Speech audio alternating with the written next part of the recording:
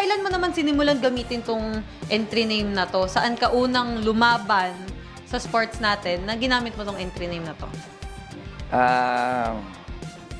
Sa sa NCA, ginamit ko na yan. NCA? Marami kasi akong sabangan na nilalabanan nung araw. Kami nila boses. Pwede. Naging madali ba sa'yo yung sumabak, yung unang experience mo, sumabak sa sports natin? Madali lang ba?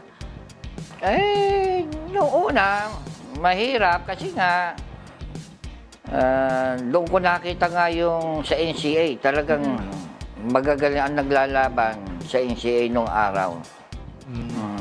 Unang laban ko sa NCA, champion agad ako eh. Wow! Aba. Palaban yun ni Bulilit, kaya hindi ko makalimutan si Bulilit eh. Ala-ala ko siya eh. Siya rin na nag-iimok sa akin para magpamiyembro ng NCA. Kasi sa NCA, pag nag-champion ka, may +1 ka na. So, kinausap ako ni Nino dahil kinausap daw siya ni Santiago. Santiago ang nag-ano dun eh.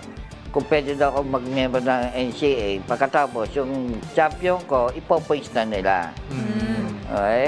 Pumayag naman ako. Alam niya naman ako, madaling ako kausap eh. Walang hindi sa akin eh. Panay oo. Oo, agad. Ayun, ayos naman.